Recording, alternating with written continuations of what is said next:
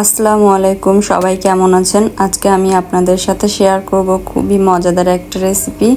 এটা কিন্তু কয়েকদিন রেখে আপনারা খেতে পারবেন এবং এটা কিন্তু নাস্তা যে কোনো সময় আপনারা এটা খেতে পারবেন। তো তার জন্য আমি নিয়ে নিলাম ঘি। ঘিয়ের পরিমাণটা আপনারা একটু কম বেশি করে নিতে পারবেন। আর আমি দিয়ে দিয়েছি লম্বা সেমাই। সেমাইটা আমি আগে ভেঙে ছোট ছোট করে নিয়েছি। এখন এটাকে আমি একেবারে লো হিটে একটু সময় নিয়ে ভেজে নিব। একটু লালচে লালচে হয়ে আসলে বুঝবো যে এটা ভাজা হয়ে গেছে এবং ঘি দিয়ে ভাজার কারণ হচ্ছে এটার ঘ্রাণটা খুব ভালো আসবে। যদি বাই চান্স আপনার হাতের কাছে ঘি না থাকে আপনি কিন্তু সয়াবিন তেল দিয়েও ভেজে নিতে পারবেন, তবে ভেজে নিতে হবে, তা না হলে কিন্তু ঘ্রাণটা সুন্দর হবে না। আমার সেমাইটা প্রায় ভাজা হয়ে গেছে, আমি এখন এটাকে নামিয়ে নিব। আমি নামিয়ে প্যানটা আবার ধুয়ে আমি চুলায় বসিয়ে দিয়েছি। আমি দিয়ে দিচ্ছি নারকেল। নারকেলটা আমি আগেই কুড়িয়ে ডিপ করে রেখেছিলাম। তো আমি এখন এটাকে দিয়ে আমি একটু পানি দিয়ে দিলাম যাতে নারকেলটা সেদ্ধ হয় এবং গলে যায়। তার মধ্যে আমি দিয়ে দিলাম চিনি। আমি 1 কাপ থেকে একটু কম দিয়েছি, যদি প্রয়োজন হয় আমি পরে দিব। তবে মিষ্টির পরিমাণটা ঠিক রাখতে হবে, অনেক বেশি মিষ্টি হলেও খেতে ভালো লাগবে না, আবার কম হলেও কিন্তু এটা পানসে লাগবে। তো আমি চিনিটা খুব ভালোভাবে পানিটার মধ্যে গুলিয়ে নিব। আর আমি দিয়ে দিচ্ছি একটু গরম মশলা। এটা দিয়ে আপনারা খুব ভালোভাবে লাড়বেন। আর আমার নারকেলটা হচ্ছে বরফ করা, তো একটু গলতে সময় লেগেছে। আমি এখন এটাকে খুব ভালোভাবে সেদ্ধ করে নিব। তো আমার মনে হয়েছে চিনি আর একটু প্রয়োজন হবে, আমার প্রায় 1 কাপ পরিমাণ চিনি লেগেছে। আর সেমাই কিন্তু আমি পুরো 1 প্যাকেট দিয়েছি। নারকেলের পরিমাণটা আপনারা আপনাদের পছন্দ মতো দিবেন, তবে বেশি দিলেই মজা লাগে।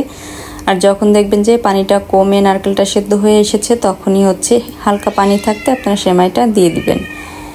এতে করে সেমাইটা একটু সফট হবে, খেতে কিন্তু খুব মজা হবে। আর সেমাইটা দিয়ে আপনারা খুব ভালোভাবে এটাকে মিক্স করে নেবেন যাতে নারকেল আর সেমাইটা খুব ভালোভাবে মিক্স হয়ে যায় আর সেমাইটা একটু সফট হয়ে যায়। একেবারে গলে যাবে না, সামান্য পানি থাকতে দিবেন, তাহলেই সেমাইটা সফট হয়ে যাবে এবং নারকেল আর সেমাইটা একটু আঠালো আঠালো হয়ে যাবে, কারণ এটার ভিতরে চিনি আছে। তবে একটু সফট হবে সেদিকে খেয়াল রাখবেন, কারণ একেবারে শক্ত শক্ত থাকলে খেতে মজা লাগবে না। আর খুব ভালোভাবে মিক্স করবেন যাতে নারকেলটা সব জায়গায় মিশে। আর আমার রেসিপিটা যদি একটু ভালো লেগে থাকে তাহলে অবশ্যই সাবস্ক্রাইব করবেন এবং শেয়ার করে দিবেন ভিডিওটা, লাইক করবেন, কমেন্ট করবেন। দেখুন পানিটা কিন্তু শুকিয়ে এসেছে। আর আমি কিন্তু একটু পরপরই লেড়ে এটাকে পানিটা যাতে ভিতরে পানিটা না থাকে সেদিকে খেয়াল রাখবেন, কারণ পানি থাকলে কিন্তু আপনি কয়েকদিন রেখে খেতে পারবেন না, নষ্ট হয়ে যাবে। আর এভাবে শুকনো শুকনো করে নিলে এটা ঘিয়ে ভাজা, আর শুকনো শুকনো করে নিলে এটা কিন্তু কয়েকদিন রেখে খেতে পারবেন। আমি দিয়ে দিচ্ছি কিছু কিশমিশ এবং বাদাম কুচি। এটা দিয়ে আমি 2-1 মিনিটের মতো এটাকে সেদ্ধ করে নিব। আমি কিন্তু খুব ভালোভাবে ছড়িয়ে ছড়িয়ে এটাকে পানিটা শুকিয়ে নিচ্ছি।